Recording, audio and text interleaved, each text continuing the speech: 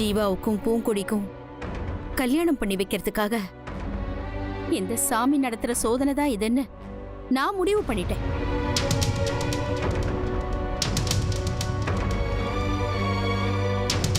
இதை நிறைவேத்தினா நான் நினைச்ச மாதிரி நடந்துடும்னு நம்பினேன்.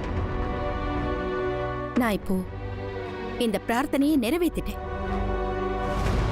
அதுவும் என்னோட மருமக துணையோட.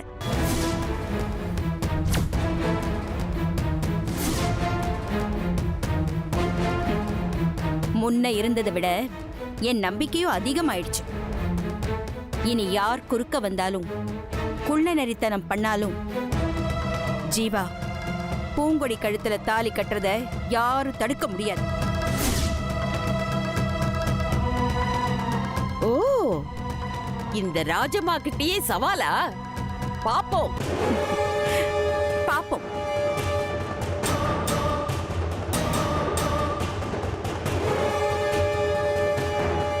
வா.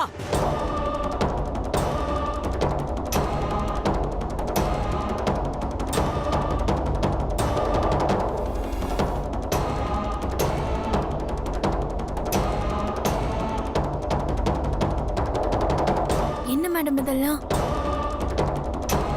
விடு, எல்லாம் தெய்வத்தோட விளையாட்டு.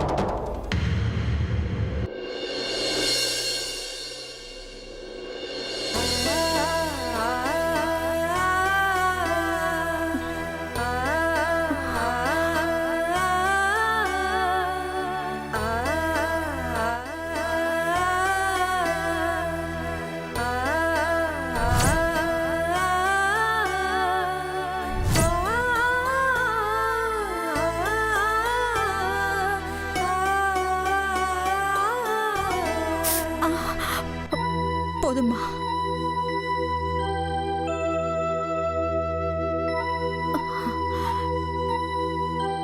மேடம் இது குடிங்க. என்னம்மா இது? கசாயம் மேடம். இவ்ளோ காயம் இருக்கிறதுனால ஃபீவர் வந்தாலும் வரும். அதுக்காக தான் கசாயம் எடுத்துட்டு வந்திருக்கேன். ஐயோ, இதெல்லாம் எனக்கு பிடிக்காது, ரொம்ப கசக்கும். குடிச்சா உடம்புக்கு ரொம்ப நல்லது மேடம், குடிங்க.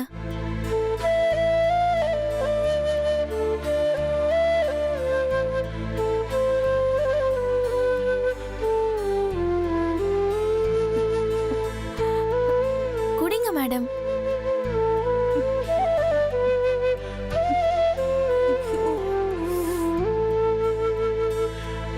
என்னம்மா இது இவ்வளவு கசப்பா இருக்கு?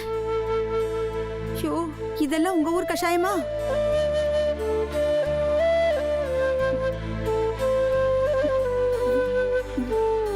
மேடம், நான் கேக்குறேன்னு கோச்சிக்காதீங்க. நீங்க ஏன் ராஜம்மா சொன்னாங்கன்றதுக்காக இவ்ளோ கஷ்டமான பிரார்த்தனைய பண்ணீங்க? அதுவும் இல்லாம அவங்க கிட்ட போய் சவால் எல்லாம் விட்டுட்டு இதெல்லாம் தேவையா மேடம்? எல்லாம் நீ கொடுத்த கஷாயம் மாதிரிதான். கசப்பாத்தான் இருக்கும், ஆனா வாழ்க்கைக்கு ரொம்ப நல்லது. ஆனா எனக்கு தான் மேடம் ரொம்ப தர்ம சங்கடமா இருக்கு. இத பாருமா, நீ ஒண்ணும் கவலைப்படாத. அந்த பிரார்த்தனை பண்ணதுக்கு அப்புறம் இன்னும் நான் ரொம்ப தெம்பா இருக்கேன். கடவுள் நினைச்சா கெட்டவங்க வாயில இருந்து கூட நல்லது வர வைப்பாருங்கிறதுக்கு இன்னைக்கு நடந்ததே ஒரு பெரிய சாட்சி இல்ல. இல்லனா ராஜம்மா ஏன் பிரார்த்தனை பண்ண சொல்லணும்? நீ ஏன் அங்க வந்து நான் அந்த பிரார்த்தனையை முடிக்கிறதுக்கு ஹெல்ப் பண்ணணும்? எல்லாத்துக்குமே ஒரு காரணம் இருக்குமா. எனக்கு போதுமா? ஷூ.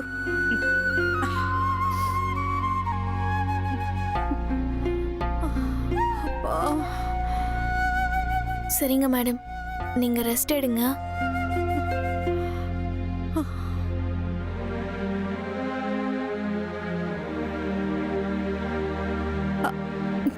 பூங்குடி,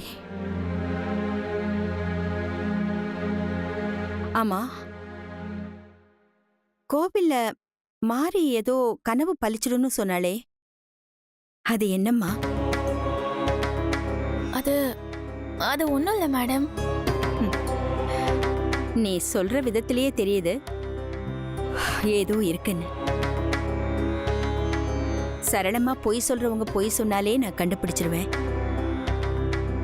பொய்யே சொல்ல தெரியாத நீ பொய் சொன்னா என்னால கண்டுபிடிக்க முடியாதா?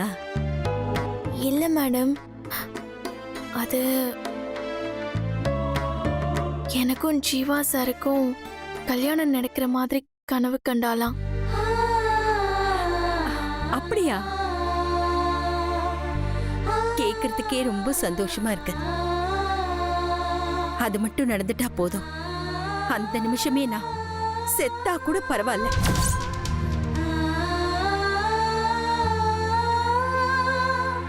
ஏன் மேடம் இப்படிலாம் பேசுறீங்க?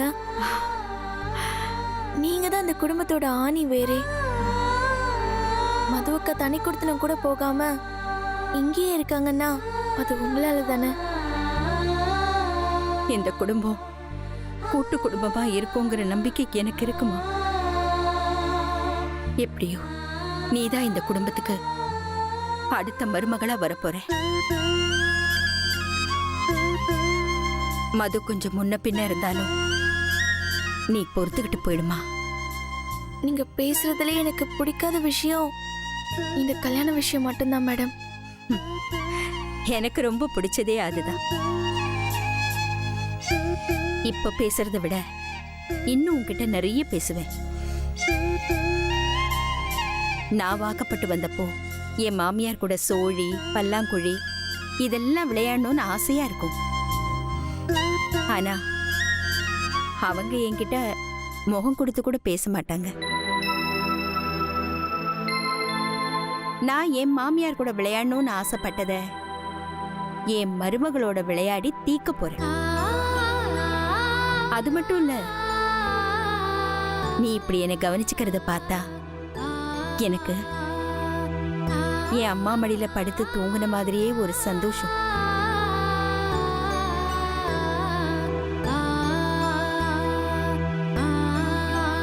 கடவுள் எனக்கு இந்த சந்தோஷத்தை நிரந்தரமாக்கி தரணும்.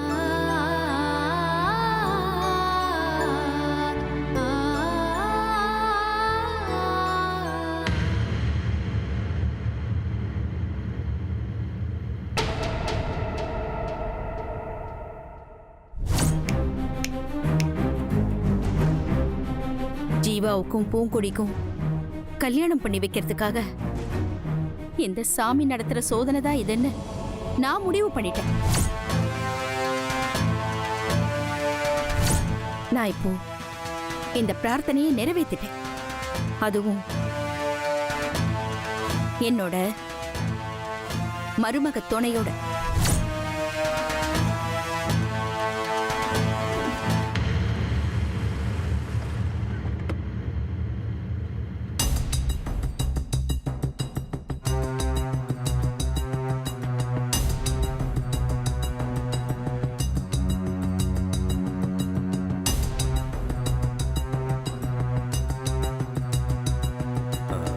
அவசரமா வர சொன்னீங்க, அதனால தான் மீட்டிங்லாம் கேன்சல் பண்ணிட்டு வந்திருக்கேன். ஓ, ஃபிக்ஸ் பண்றதெல்லாம் கேன்சல் பண்றதா உங்களுக்கு சர்வ சாதாரணமாச்சே. அப்படிலாம் இல்லைங்க, அந்த மீட்டிங்கோட நீங்க எனக்கு ரொம்ப முக்கியம். அதான். எங்களை விட வேற ஏதாவது முக்கியம்னா முதல்ல அதுக்கு தான் ப்ரிஃபரன்ஸ் கொடுப்பீங்க, அப்படிதானே? ராஜம்மா, மாயா பண்ண தப்புக்கு இவரை ஏன் சத்தம் போட்டுட்டு இருக்க? மாயாவதி என்ன பண்ணா? என்ன பண்ணாளா? பூங்கொடி தான் ஜீவாவுக்கு கல்யாணம் பண்ணி வைக்க போறேன்னு சொல்லி ஏன் முன்னாடியே நேருக்கு நேரா நின்னு சவால் விட்டுட்டு போறா. என்னங்க சொல்றீங்க? மாயா இங்க வந்தாளா? இங்க வந்திருந்தாதான் பரவாயில்லையே. காலேஜுக்கு வந்து திருட்டுத்தனமா தீபிகாவை கூப்பிட்டு ஜீவாவை மறந்துடு அப்படின்னு அவளை பிரெயின் வாஷ் பண்ண பாக்குறா. நல்ல வேளை அந்த நேரம் பார்த்து நான் அங்க போனேன். அப்பவாச்சும் மாயாவதிக்கு மனசாட்சி சுட வேண்டாம். எங்கிட்டயே வந்து ஜீவாவை பூங்கொடிக்கு விட்டு கொடுங்க அப்படின்னு கேக்குறா. கோவில் பிரகாரத்தை 3 தடவை முட்டி போட்டு சுத்தி வா அப்படின்னு சொன்னேன். அப்பவாவது எனக்கு பிடிக்கலன்னு சொல்லி புத்திக்கு உரைச்சு பேசாம இருப்பான்னு பார்த்தா ஒரு பக்கம் வேர்க்குது, ஒரு பக்கம் மூச்சு வாங்குது. இதையெல்லாம் பொருட்படுத்தவே இல்ல. மாங்குன்னு முட்டி போட்டு கோயில் பிரகாரத்தை சுத்தி வரா. சொல்லி வச்ச மாதிரி அந்த பூங்கொடியும் அந்த கோயிலுக்கே வரா.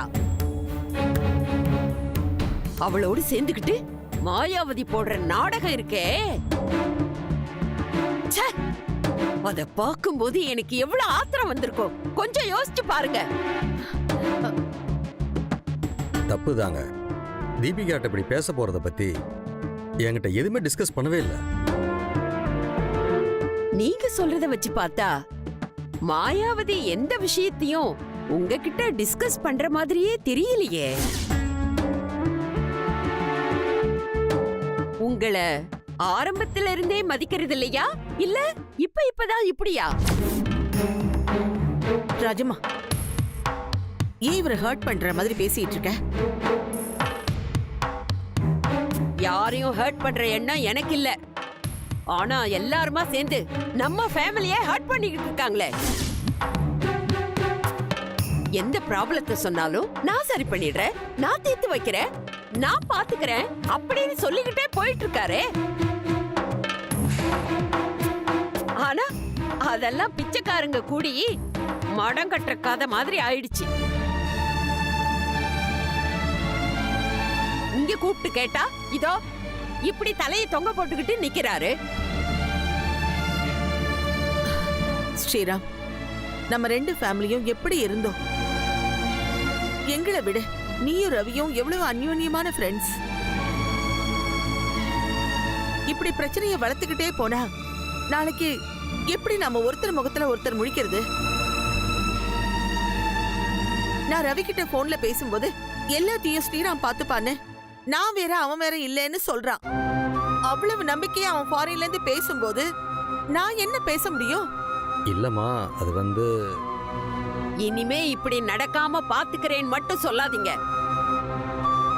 அத கேட்டு கேட்டு எனக்கு அலுத்து போச்சு.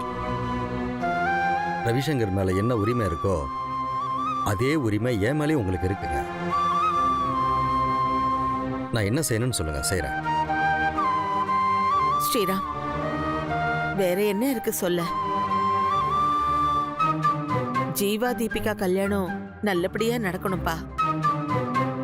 அதுக்காக விட்டத்தை பாத்துக்கிட்டு யோசிச்சுக்கிட்டே இருக்க முடியாது. நாளைக்கு சாயந்தரத்துக்கு ஜீவாவுக்கும் தீபிகாவுக்கும் நிச்சயதார்த்தம் நடந்தே ஆகணும்.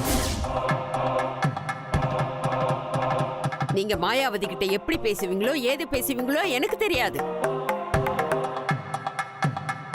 ஜீவா அங்க வந்தே ஆகணும். தீபிகா கழுத்துல மாலை போட்டே ஆகணும். நான் நினைச்ச மாதிரி அந்த நிச்சயதார்த்தம் நடந்தே ஆகணும். என்ன சொல்றீங்க? நிச்சயமா நிச்சயதார்த்தத்தை பண்ணிடலாங்க. இப்படி பண்ணிடலாம்னு சொல்லிட்டு நாளைக்கு வந்து இப்படியே தலையை தொங்க போட்டுக்கிட்டு நிக்காதீங்க. அப்புறம் நான் என்ன பண்ணுவேன்னு எனக்கே தெரியாது. இல்லைங்க, இதுக்கு மேலேயும் கல்யாணத்தை தள்ளி போறது நியாயம் இல்லை. நீங்க தைரியமா ஏற்பாடு பண்ணுங்க. நான் எப்படியாவது மாயாவுடைய மனசை மாத்திடுறேன். இது ஆம்பளைக்கு அழகு. சரி, நான் வரேங்க.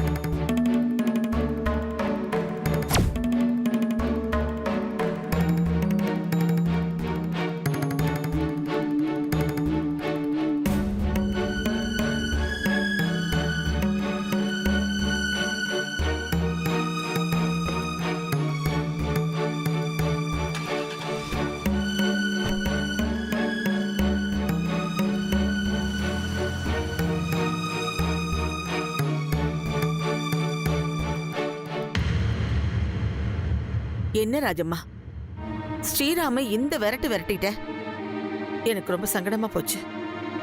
1000 பேரால தர முடியாத பலத்தை ஒரு அவமானம் தரும் பார்வதி. இவரை நல்லா முடுக்கி விட்டுருக்க. இதே வேகத்துல அங்க போய் கொந்தளிச்சாதான் காரியம் நல்லபடியா நடக்கும். அந்த மாயாவதி எங்கிட்டயே சவால் விடுறாளா? அவளை நார் நாரா எப்படி கிழிக்கிற பாரு.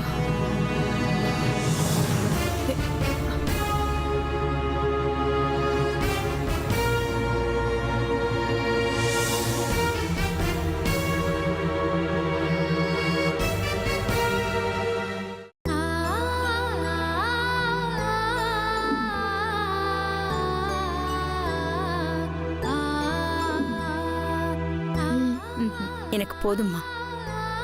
இன்னும் கொஞ்சம் தான் இருக்கு மேடம். மா என்னாச்சுமா? ஒண்ணும் இல்லப்பா. ஒன்னும் இல்லாததுக்கா இப்படி பெட்ல வந்து படுத்திருக்கீங்க? ஸ்பூன்ல வேற பூங்குடி உங்களுக்கு சாப்பாடு ஊட்டிக்கிட்டு இருக்கா. 2 காலையும் பயங்கரமா ரணமா இருக்குன்னு வேற சொன்னாங்க. அது பிரார்த்தனைப்பா. யாரு? அந்த சாமியார் பண்ண சொன்னாரா? அவரை எதுக்கு வம்புக்கு இழுக்கிற? அவரெல்லாம் எதுவும் சொல்லல. அப்புறம் யார் சொன்னா? அன்னைக்கு உன்கிட்ட தீபிகாவை கல்யாணம் பண்ணிக்கணும்னு சொன்னேன். நீ என்ன சொன்ன? இந்த ஜென்மத்துல கட்டுனா பூங்குடியை தான் கட்டிக்குவேன்னு ஸ்ட்ராங்கா சொல்லிட்டேன். அதுக்காக என் விருப்பம் நிறைவேறணுங்கிறதுக்காக நீங்க பிரார்த்தனை பண்ணீங்களா? இல்லப்பா, உன் மனசதான் மாத்த முடியல. தீபிகா மனசையாவது மாத்தலாம்னு அவகிட்ட போய் பேசினேன். அந்த நேரம் பார்த்து ராஜம்மா கரெக்டா வந்துட்டாங்க. மேடம், இப்ப எதுக்கு மேடம் இந்த கதையெல்லாம்? பேசாம கொஞ்ச நேரம் ரெஸ்ட் எடுங்க. இல்லம்மா, நடந்ததெல்லாம் அவன் தெரிஞ்சுக்கிறது தான் நல்லது. மா நீட்டி முழக்காம டக்குன்னு விஷயத்த சொல்லுங்க. ஜீவாவை விட்டு கொடுத்துறன்னு கேட்டதுக்கு ராஜம்மா 3 தடவை அந்த கோவில் பிரகாரத்தை முட்டி போட்டு சுத்திவான்னு சொன்னாங்க. எப்படியோ உன் கல்யாணம் நடந்தா போதும்னு நானும் ஒத்துக்கிட்டேன்.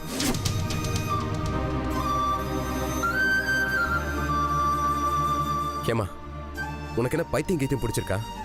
ஏன் இந்த மாதிரி முட்டாள்தனமா நடந்துக்கிற? அதிகமா ஒருத்தர் மேல பாசம் வைக்கிறது முட்டாள்தனம்தான். இருந்தாலும் அந்த முட்டாள்தனத்தை தெரிஞ்சே செய்யறதுல ஒரு சந்தோஷம் இருக்கு. போமா, நீ உன்னையும் கஷ்டப்படுத்திட்டு உன்னை சுத்தி இருக்கிறவங்களையும் கஷ்டப்படுத்துற. உண்மையை சொன்னா எனக்கு ரொம்ப கஷ்டமா தான் இருந்துச்சு. கடைசியா கோவிலை முழுசா சுத்தி வர முடியுமான்னு சந்தேகமே வந்துருச்சு. முடியலங்கிறத ஒத்துக்கிட்டு எழுந்திருச்சு போயிடலாமான்னு கூட தோணுச்சு. அப்புறம் என்ன, எந்திரிச்சு வந்திருக்க வேண்டியதானே? எப்படிப்பா விடுறது? தொடங்கினத பாதியில நிறுத்தினா அது தெய்வ குத்தமாயிடுமே. உன் ஆசை நிறைவேறணும்னு சொல்லி அதை தொடங்கி முடிக்க முடியாம போய் அதனாலேயே உன் ஆசை நிறைவேறாம போயிடுச்சுன்னா அதான் என் உயிரே போனாலும் பரவாயில்ல, உன் ஆசையை நிறைவேற்றணும்னு ஒரு வெறியோட சுத்தினேன். இருந்தாலும் முடியல. கண்ணை கட்டிக்கிட்டு வந்துருச்சு. மயங்கி விழுந்துருவேனோன்னு எனக்கு பயம் வந்துருச்சு. என்னடா செய்ய போறோம்னு பரிதவிச்சுக்கிட்டு கலங்கி இருந்தப்போதான் கடவுள் அனுப்பி வச்ச தேவதை மாதிரி ஒரு பொண்ணு என்கிட்ட வந்துச்சு.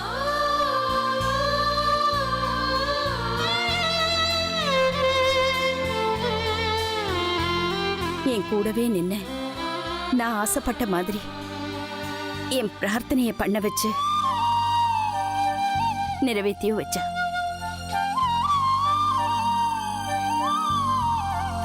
அந்த தேவதை மட்டும் வராம இருந்திருந்தா எல்லாமே கெட்டு போயிருக்கும்.